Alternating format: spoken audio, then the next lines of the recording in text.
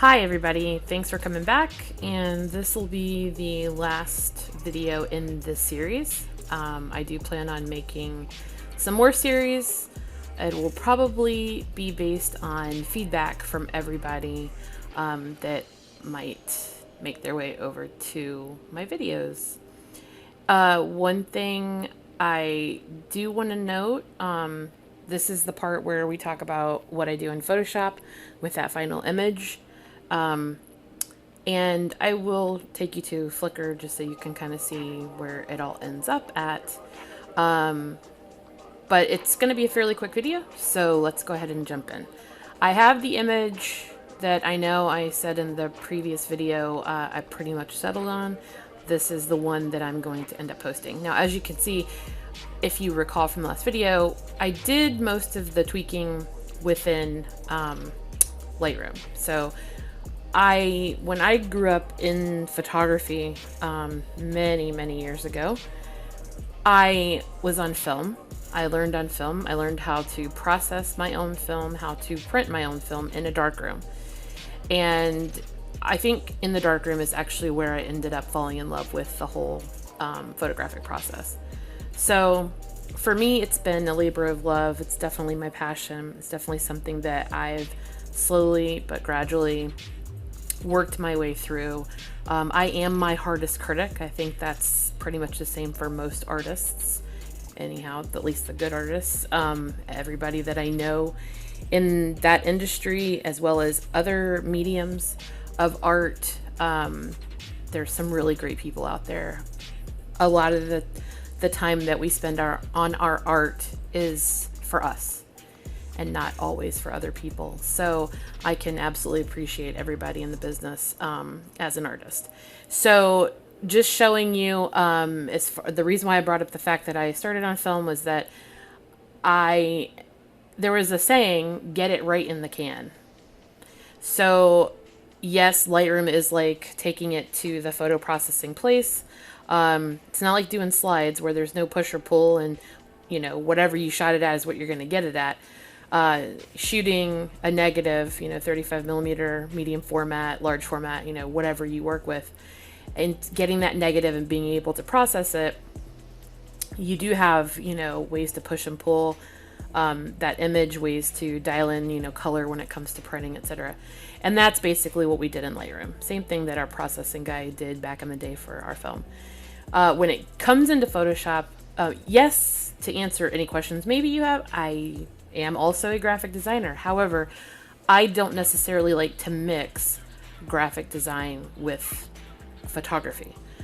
And I don't consider 3D virtual photography graphic design. I consider it just another way to photograph something, another place to photograph something. As long as you're following the same core principles, where you're shooting doesn't really matter. So I kind of stand by that get it right in the can idea, where you're going to get the image right from the get-go. It's not blast a bunch of images and hope for the best. There are people in the real world that do that with their cameras. We call that spray and pray. So that's just not me. You had 36, in the can, and you had to get it right, or else you were wasting a whole lot of film, and that got really expensive.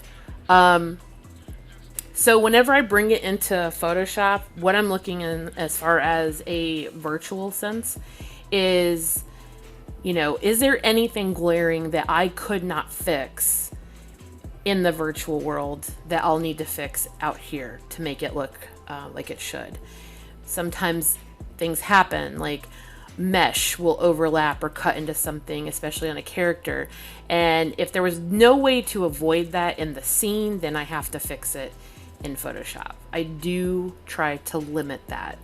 That's why I get so finicky and persnickety about how I pose the character, what I do in scene, etc. So you're looking at the pretty much close to the final image. Sometimes I might do some of the same processes so whenever I used to shoot for the paper as a photojournalist, you would burn the edges. It was sort of a thing. It would bring focus more into the image. And I do tend to burn edges a lot. This is the burn tool in Photoshop, so I'm going to go ahead and just do a wide sweep around my edges. It's something that I'm accustomed to doing in most of my images. It just helps pull the focus into the image. So I'm gonna burn slightly. Oh, and of course I'm using the wrong brush to do it. So we're gonna dial back on that history over here. All right, let's try to do this using the right brush. So I use a soft brush. All right, much better. Started noticing that the more I was doing it. Good thing for histories. So I'm just gonna burn in the edges a bit. Try not to muddy up too much of what's going on in the image. Once I've done that, every now and then, because I am dealing with virtual and there's only so many tools I have available to me, in the real world, I do actually own a few specialty lenses. I do have a fisheye, rarely take it out of the bag. I also have a tilt shift, take it out of the bag a lot. Again, it is a spice, but it's a spice that I love. I am a fan of hot sauce, and you could say tilt shift is my hot sauce. So I might actually apply a tilt shift look. The more recent Photoshops all have the tilt shift filter, which is great. It does closely resemble what a tilt shift would look like in real life. Tilt shift just has the focal plane in a different aspect than a normal lens. So it's cutting the focus in a plane that goes away from you as opposed to perpendicular. Or, I'm sorry, it's perpendicular to you as opposed to parallel to your body. So I might throw in, a tilt shift if I'm really feeling it. But I honestly don't think that this image needs it. So we're just going to leave it as is. So I do have my little logo already geared up as a brush. Depending on the image, depends on where I'm going to put that little sucker, just to watermark it. I do like to watermark it since things are so out there on the web these days. If someone cares enough to crop that out because they want to reuse my shit, well, good luck. I will follow up in regards to copyright. I hate copyright infringement as far as that goes. So I went ahead and marked it, and now it's ready to upload. So I'm gonna go ahead and close this out. Actually, I'll leave it open. I'm gonna pull up so you can see my Flickr. This was the Flickr account that I was telling you about before. Bexomata, you're welcome to follow me.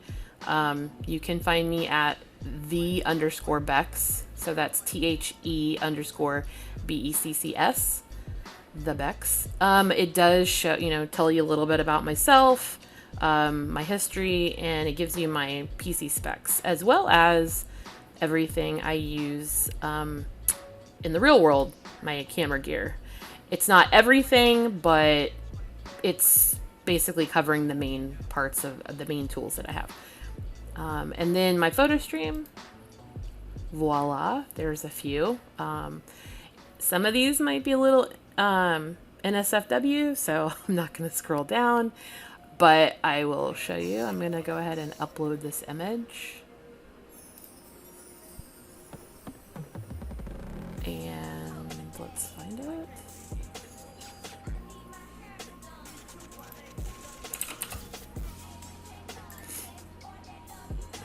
I guess I have to save it out. That might be helpful. And let's try that again.